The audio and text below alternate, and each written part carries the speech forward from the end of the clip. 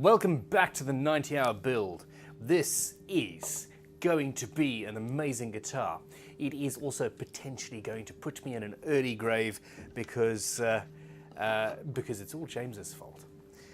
So we have a neck.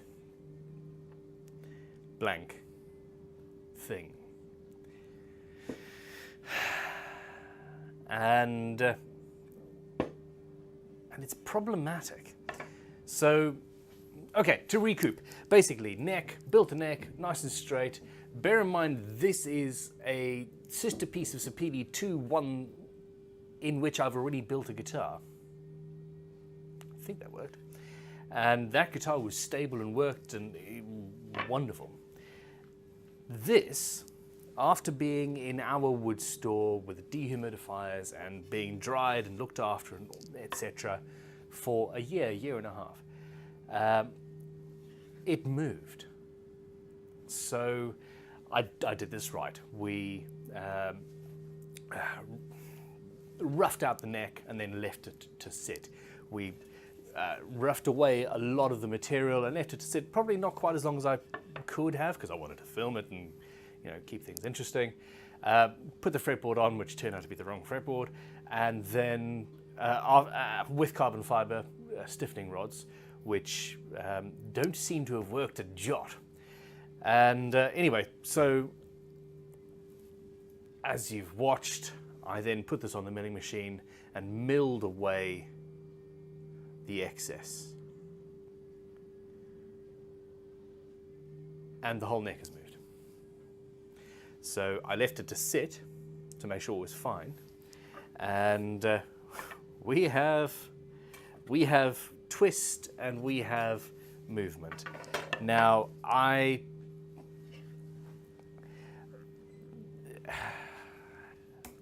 have a slight problem. And I hadn't considered this at all. But last week, this is being filmed in the middle of summer, basically, in England, where it's not supposed to get hot, but by gum it is at the moment. And James, whose office is next door, went and put in an air conditioning unit. And it turns out that the office is now drier than our dry wood store where we dry our wood. And his office is next door. It's making stuff move. And the extremes of what we're going through right now, just in the country, as well as that, has just scuppered this. This neck has moved. I am trying to figure out what to do. I've spent the last hour now talking to Christopher and Tom. We considered, and this is a talking video again, I'm sorry. I'm going to get back to carving after this because I need to do some making. Excuse me. So we considered steaming, trying to steam it. Tom used to work for a very fine furniture company where they used to steam bend 3 or 4 inch thick oak. I'm going to pause for a second so you can take in that information. 3 or 4 inch thick oak bent into furniture. It's insane.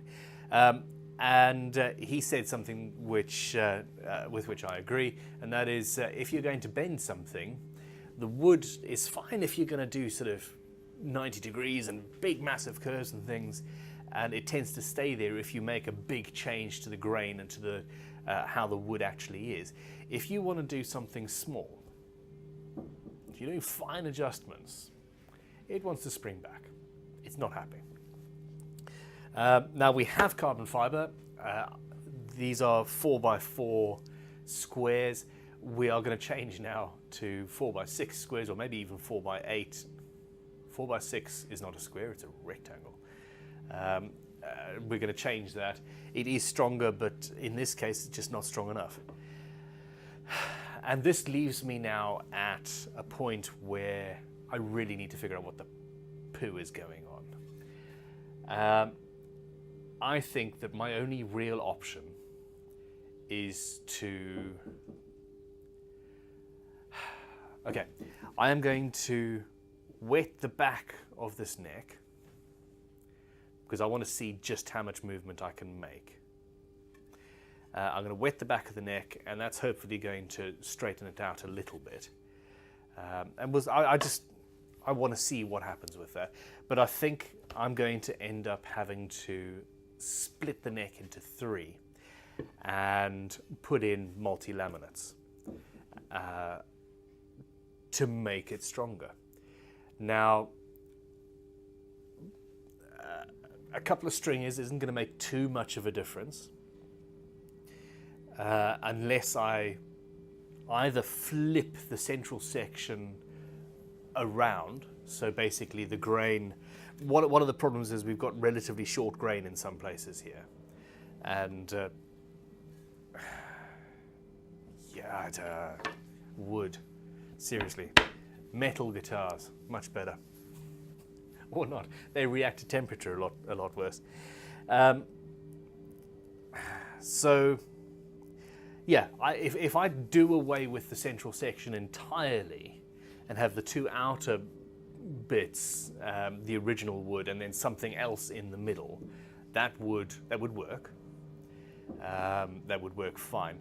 And what I've actually just realised I need to do is split a veneer off the back of the headstock to then, in fact, if I cut it thick enough, I could get 2 veneers, one for the front and one for the back of the headstock, so that at least looks original. And I think I'm going to have to do that. So take the central section out and then have multi-laminates with something else in the middle. I do have other quilted sapele downstairs, nowhere near as pretty as this stuff. And this brings me to the real question, and that is, do I just start again with another piece of wood? And I'm really tempted to do that. And I'm still not sure. Let me know in the comments below, what do you think?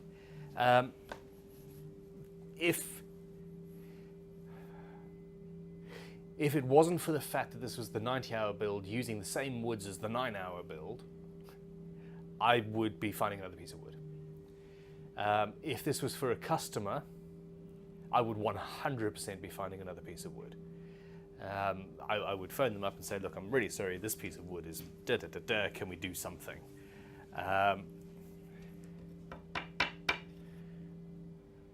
I've talked myself into it. Let me know what you think. I am actually minded now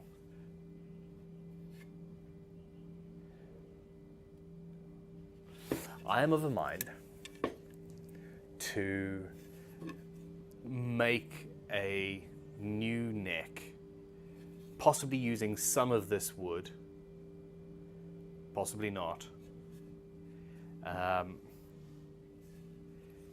and we'll see.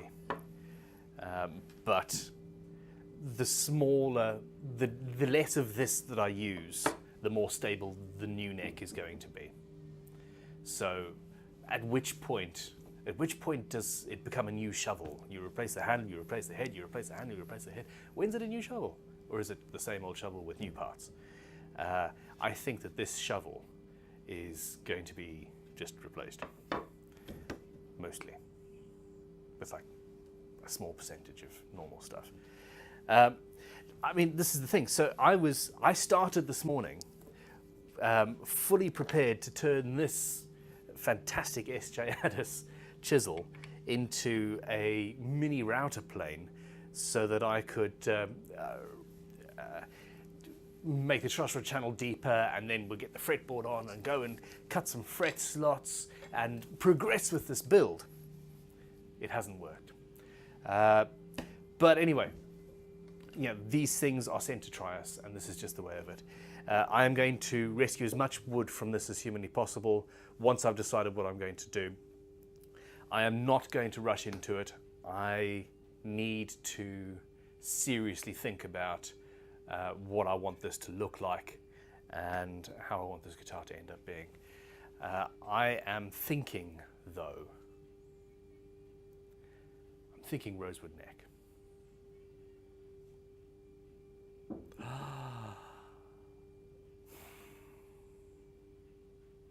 Do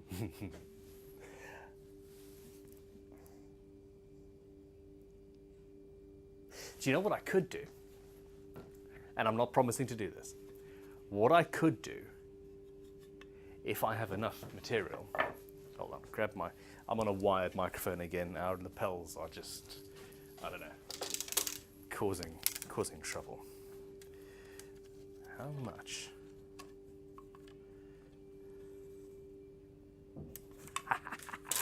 Okay.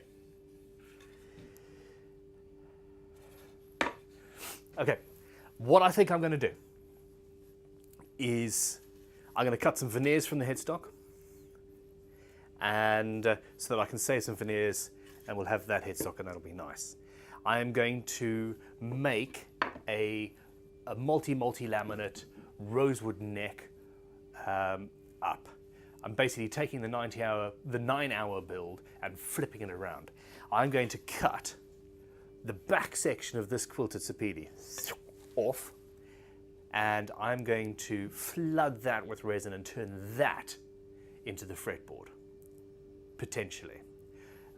Rosewood binding, maybe rosewood square inlays or something, I'm not entirely sure.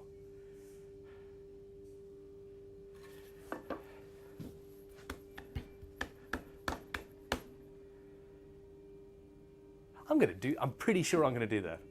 I haven't thought about this very much. You saw it happen on screen, but there we go. We're playing with resin, we're playing with vacuum chambers.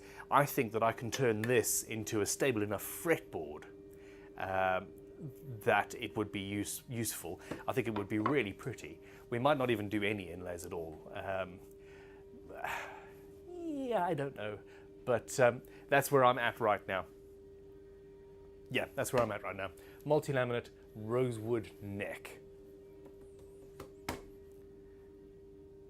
And it will be stable and sound awesome. Rosewood necks really do sound just amazing.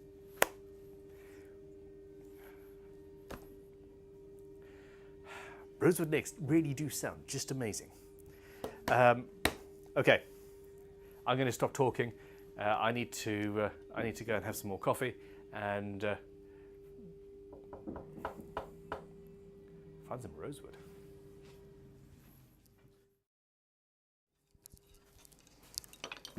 I'm back. I've had all of another half hour to think about this, and I really am absolutely going to do that.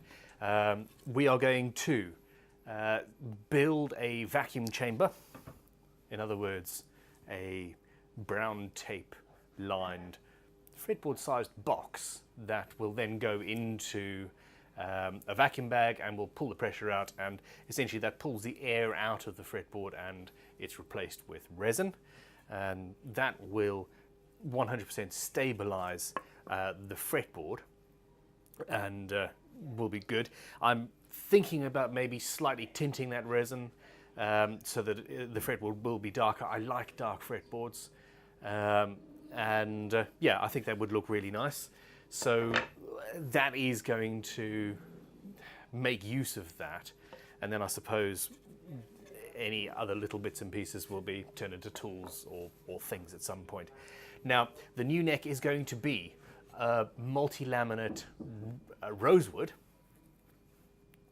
and flame maple, because of course we have flame maple going on, but I have to do something different. I have to do something cool.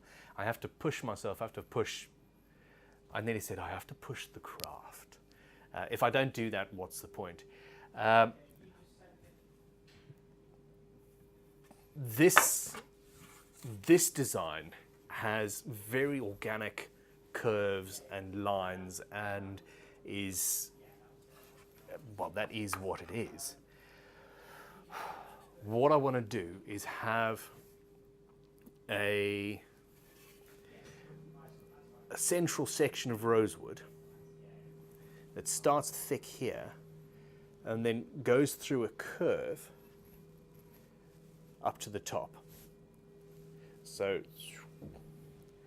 and then we will have two curved pieces of flame maple, and then rosewood glued to the outside. So essentially we're making a multi-laminate that doesn't have straight lines in it. This might fail utterly. If it doesn't, it is going to look insane, off the chain. So now I really need to go away and think how I'm going to do that, because obviously making a joint on a curve is not fun. Making a symmetrical joint on a curve is even less fun. What I might end up doing is making it twice as thick and then book matching it, dump, and then gluing that and having a central section of rosewood down the middle. I think that's probably going to be the easiest way to make sure that the book match is perfect. I don't think this has been done before. If it has, please tell me who and how and send me photos. But that is the end of this video now. I'm sorry it was a talking one. I hope that the process helps you with your process. This is a large part of guitar building. It's figuring out how these things are done. So there we go. Thank you for your support. I will be back in about 3 minutes when I start doing something with this. See you soon.